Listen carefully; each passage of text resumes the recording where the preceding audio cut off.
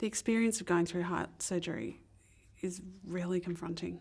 It's overwhelming at times. After my surgery and through my recovery, I had support from family, from friends, from my husband. Some people more than others, as is natural in those kind of situations. I also saw a psychologist for a little while afterwards. I found it was really, really useful to have someone that I could speak to completely openly about what I'd been through and what I'd experienced. When I had my surgery, it was the first time I'd really confronted my mortality. There's a point in a conversation with the surgeon where they say, there is X chance that this might result in death, or there is X chance of this complication or that complication. And I'd never been part of that kind of conversation before in my life.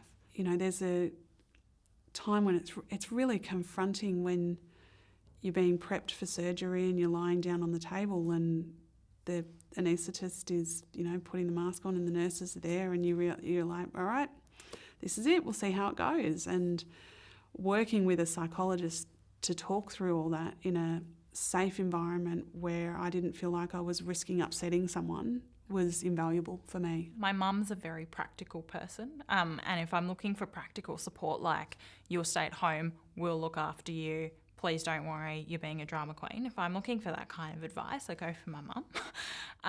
But my immediate family has been really supportive, and I think because they've had to grow up with this too. I also have a very supportive boyfriend who is absolutely wonderful and has never made me feel self-conscious or silly, and even when I can't even articulate what I'm feeling, he's there. And I think that's really important that, you know, you can find those kind of support people. Yeah, we were very lucky with the support we had at the time.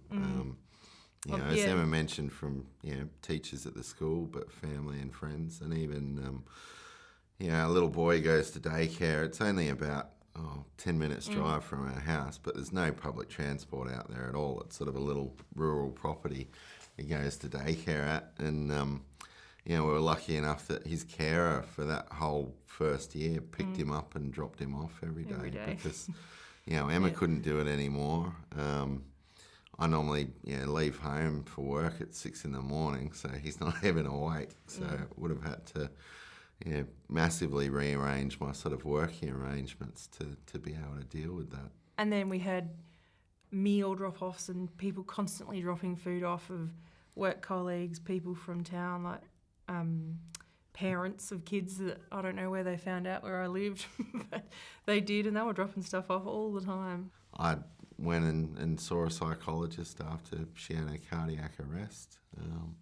Not for an extended period, just a few sort of catch-ups, and I was sort of still a bit shocked after that, but sort of thought, so okay, life goes on, and felt all right.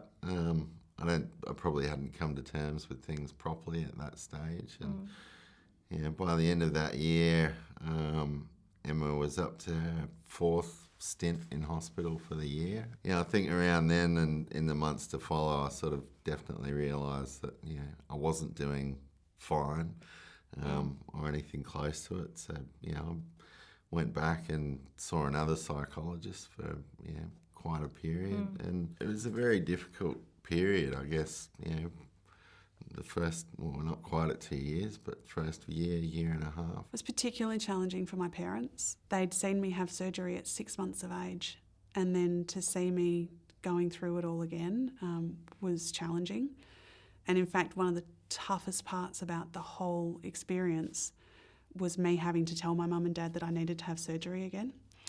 I'm getting teary just thinking about it. But it was also challenging for my parents' friends and my uncles and aunts to see me go through it again, because it brought back emotions from 35 years ago. I know my husband relied on his friends, and they were amazing, and everyone banded together, but family and friends do need an outlet as well. It's not easy. Those initial weeks post open heart surgery are challenging. You're in the hospital. My husband was at the hospital every day with me. It's exhausting. And then you come home and you need a carer. Like, you actually need a carer when you come home from open heart surgery. You can't be on your own. So we lived with my parents for a couple of weeks. You know, the impost on your family and friends it's big. It's not just you. It takes a whole village to get through that experience. It's not easy, that's for sure. I had a good partner at the time who helped me through it, and I was with him, had been with him prior to being told I needed surgery, and I was with him a few years post-surgery as well. So he was there for the entire journey. Having him there was really helpful. Family, of course, were helpful. Doing my own research, trying to take control of the things that you can take control of, and accepting the parts that you can't control was really important as well. I have to say, as a father, I mean,